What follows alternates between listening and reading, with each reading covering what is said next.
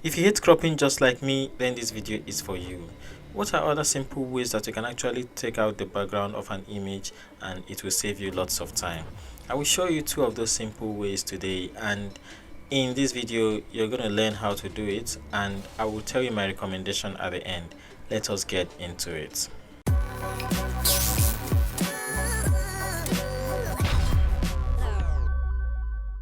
I'm going to be using this image here because it has a very clear background. That is one of the good things you should know about taking out an image from the background.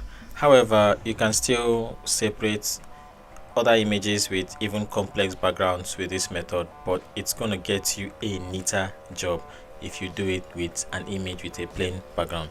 But the second reason I chose this image is because of the hair, because if you look, the hair strands are just all over the place. So we'll find out if after this time, if we can still separate the background from this image and it's gonna look good.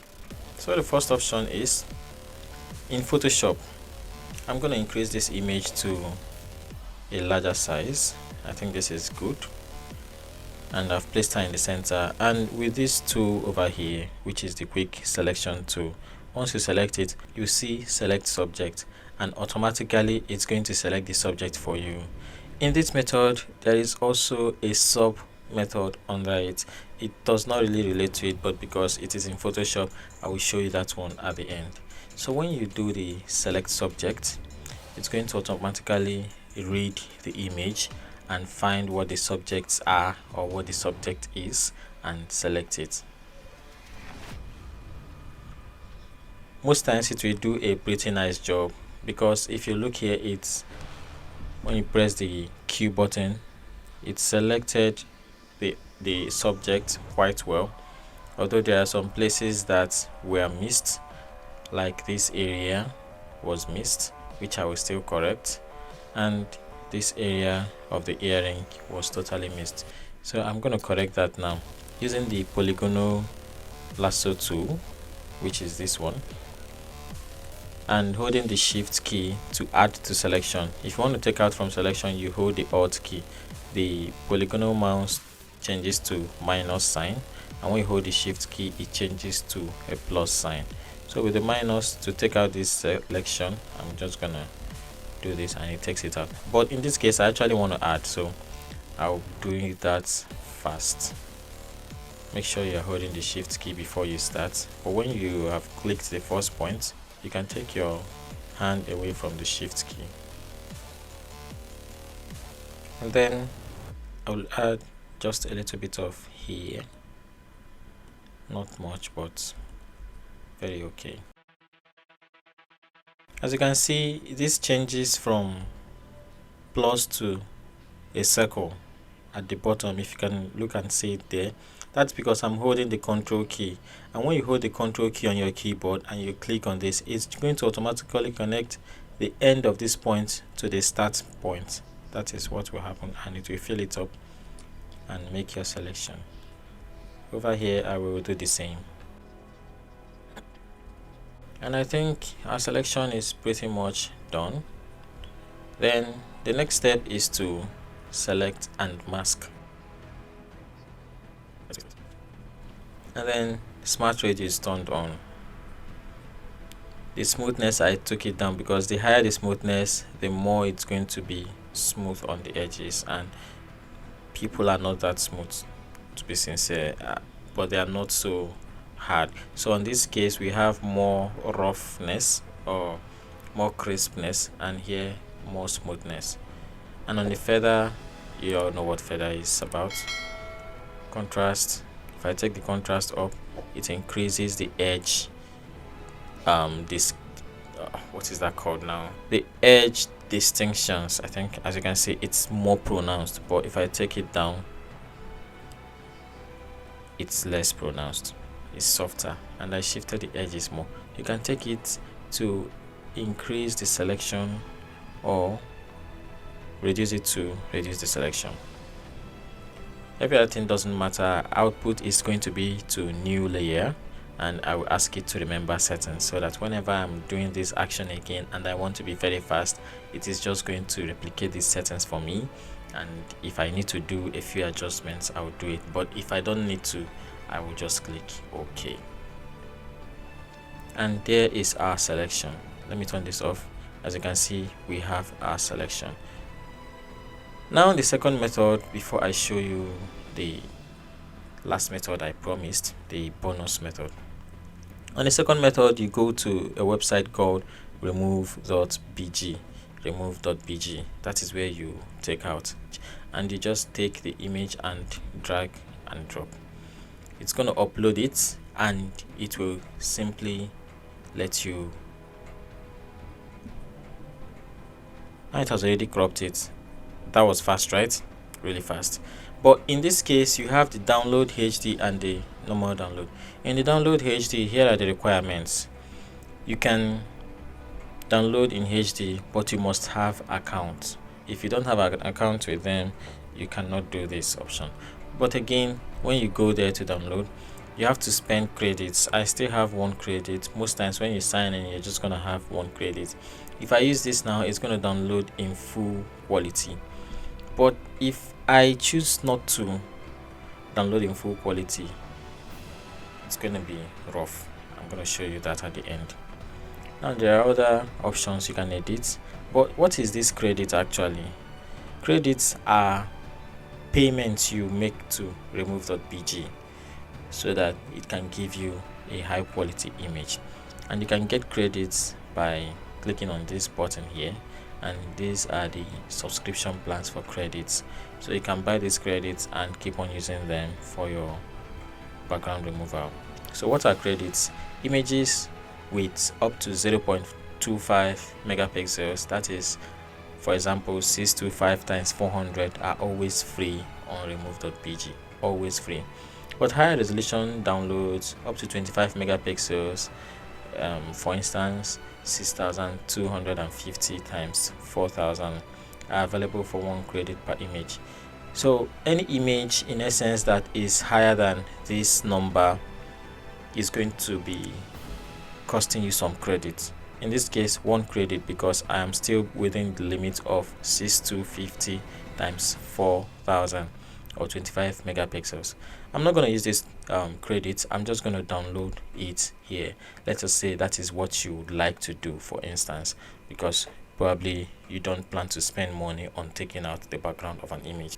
Here we have the one I removed by myself, the original size of the image, and here we have the downloaded copy. Here we have here, and look at the difference. I will resize it now to match the other one, and when I turn it in, this is the difference. This is the one downloaded from the website remove.bg, and this is the one I did myself.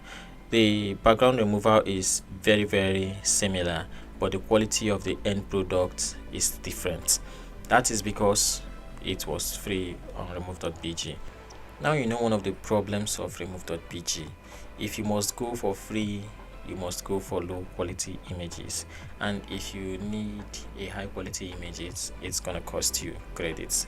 You can go back to the video and see the credits, or you go to remove.bg to see the updated prices in case you are viewing this video later after I've posted it. But one of the advantages is that it is fast. You don't need much skills, you don't need a Photoshop knowledge to do that. But if you are a professional graphic designer, I would not recommend remove.bg. I would recommend you use it in Photoshop, because you don't need actual network or the internet to actually do this work on Photoshop. You also don't need to pay anything to do it. You can take out your background using the Photoshop sensor or the AI, and it does not reduce the quality of your image. Now on to the next one. What is the final or the last I promised you that can remove backgrounds in Photoshop? Now it is quite technical, but it is faster than the first method I showed you. So what you're going to do is to duplicate, because I would like to keep this original, and then we are going to work on this. Next, you right click and you rasterize layer. It must only work on rasterized layer. and then you go to properties. This is the properties icon. If you don't have this, you can go to Windows and click on properties. It's going to come out. In properties, this is what you usually see at first, but when you scroll down, you see remove background. Click on it and it's going to do the work for you. Select subjects,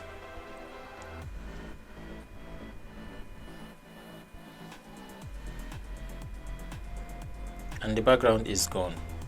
It created a mask on it, and this is because sometimes it might not do an accurate job.